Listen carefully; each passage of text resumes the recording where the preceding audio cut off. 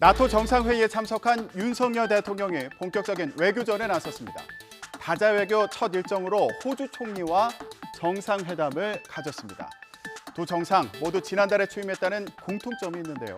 에너지, 기후변화 대응은 물론이고 북한 비핵화 문제도 주요하게 다뤘습니다. 스페인 현지에서 박소정 기자가 전해드립니다. 마드리드 시내 호텔에서 열린 한 호주 정상회담. 회담장에 먼저 들어선 윤석열 대통령이 앤서니 알바니지 호주 총리를 맞이합니다. 지난달 취임했다는 점에서 닮은 두 정상. 반갑게 악수하고 바로 회담에 들어갔습니다.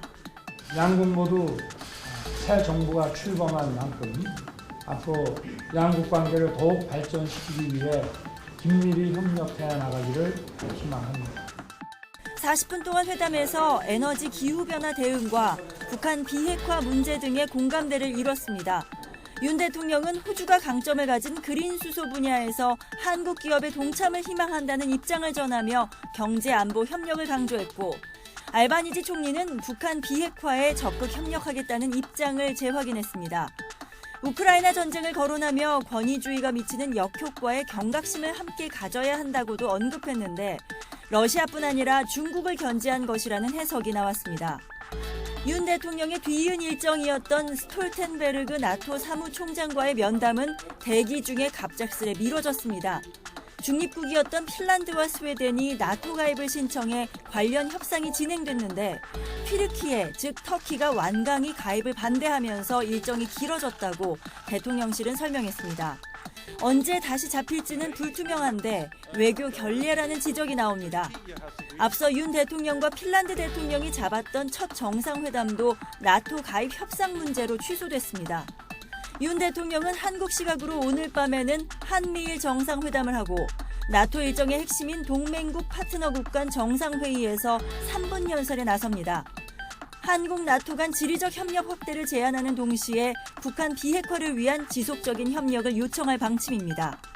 나토 동맹국들이 한국을 일관되게 지지해온 것을 평가하고 앞으로 북한의 비핵화를 도모하는 데 있어 나토 동맹국과 파트너국 지도자들의 지속적인 협력을 가장 관심이 쏠리는 한미일 정상회담 역시 북핵에 대한 공조가 이슈가 될 전망인데 짧은 회담인 만큼 얼마나 깊이 있는 대화가 오갈 수 있을지가 관건입니다.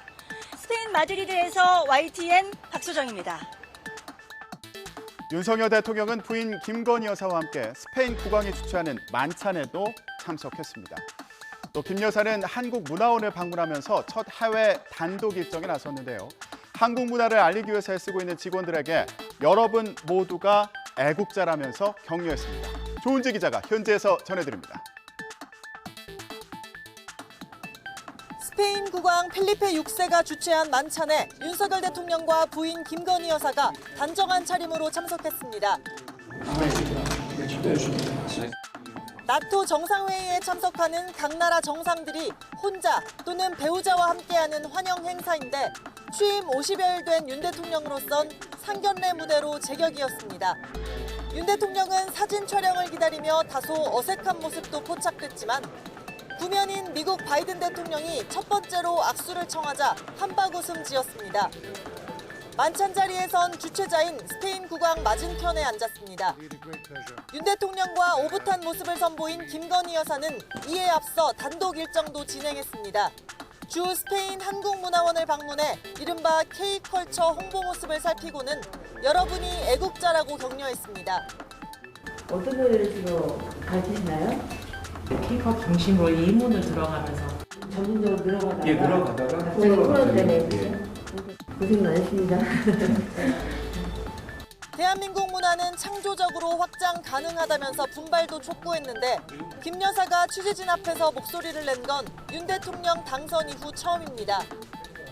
여기 와보니까 참 여기 조그만 이 안에서 모든 한국을 다 보여줄 수가 있는 거잖아요. 그래서 여기 계신 분들이 얼마만큼 더 우리 한국을 더 홍보하고 알리는데 오늘 그 자부심을 가져둘지를 제가 잘 느낄 수도 있겠어요. 공개 활동에 시동을 건 김건희 여사는 오늘은 이곳 소피아 미술관 방문을 포함한 나토 배우자 프로그램을 소화합니다. 문화예술 전문성을 바탕으로 외교 대비 무대에서 일정 부분 존재감을 발휘할지 주목됩니다. 스페인 마드리드에서 YTN 조은지입니다. 윤 대통령은 우리 시간으로 오늘 밤 9시 30분 한미일 정상회담을 합니다.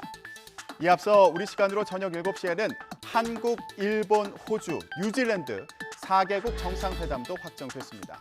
이 자리에서 윤석열 대통령은 기시다 후미오 일본 총리와 만찬에 이어서 두 번째 만남을 갖습니다. 자, 이번엔 국회 상황입니다. 원구성 협상이 난항을 겪고 있죠. 민주당은 7월 임시국회 소집 요구서를 제출하면서 국민의힘을 압박했습니다. 국민의힘은 의장단 선출은 물론 원구성까지 단독으로 밀어붙이려는 것 아니냐며 반발하고 있습니다. 엄윤주 기자가 전해드립니다. 어떤 양보도 없이 철벽같이 고집만 피고 있는 국민의힘은 역대 어느 여당도 보여주지 않은 국회 정상화를 의도적으로 가로막는 새 기록을 쓰는 중입니다. 사실상 의장단 선출과 인사청문회 특위 구성 등 국회 일정을 민주당이 강행 처리할 수 있다고 압박한 셈인데 국민의힘은 즉각 반발했습니다. 21대 국회 전반기 당시 민주당이 모든 상임위원장을 강행 선출한 것을 끌어들이며 입법 독주 재시작의 신호탄이 될 것이라고 맹공을 퍼부었습니다. 민주당이 일방적으로 본회의를 소집한다면 이는 입법 독재 재시작의 신호탄이 될 것입니다. 또다시 우리 국회가 지켜온 협치 정신을 짓밟는 것입니다. 네, 이런 상황 국민들 시선은 싸늘하겠죠. 여론 눈치를 보는 걸까요? 요즘 여야는 경쟁하듯이 특위를 만들어서 민생과 경제를 외치고 있습니다. 국민의힘은 금융당국 관계자들을 불러서 예대 마진을 점검해달라고 촉구를 했고요. 또 반도체 경쟁력을 강화하기 위한 특위도 출범했는데 위원장이 무소속의 양양자 의원입니다. 민주당을 탈당한 의원이죠. 국민의힘 특위의 위원장을 맡았습니다. 눈에 띕니다. 어떤 의미인지 잠시 후에 알아보겠습니다. 자, 민주당은 경제위기 대응특위를 구성해서 윤 정부의 대응이 부실하다면서 목소리를 높였습니다. 하지만 국회는 문도 못 열고 법안은 쌀만 가는 상황이 진정성 있게 보일지는 의문이네요. 횡령과 뇌물 혐의로 징역 17년형을 선고받아 복역 중이던 이명박 전 대통령이 형 집행정지로 풀려났습니다.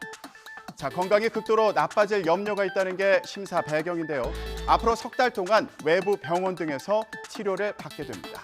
이 전 대통령 측은 이렇게 밝혔습니다. 김다연 기자가 전해드립니다. 형 집행정지 소식이 전해지자 이 전 대통령 변호인은 나이와 건강 상태를 고려하면 늦었지만 다행이라고 생각한다는 짤막한 입장을 전했습니다. 형 집행은 정지됐지만 이 전 대통령이 풀려나는 모습은 공개되지 않았습니다. 지난주부터 이미 서울대병원에 입원해 있던 상태입니다. 이 전 대통령은 자동차 부품업체 다스의 자금 수백억을 횡령하고 삼성에서 거액의 뇌물을 받은 혐의로 재작년 10월 징역 17년과 벌금 130억 원을 확정받았습니다. 올해 81살인 이 전 대통령은 확정된 징역 17년 가운데 2년 8개월가량을 복역했고 내지 않은 벌금은 80억 원가량입니다. 이번 형 집행정지가 광복절 사면으로 이어질지 관심인데요. 앞서 윤석열 대통령은 20여 년을 수감 생활을 하게 하는 건 안 맞지 않느냐며 사면을 염두에 둔 것 같은 발언을 하기도 했습니다.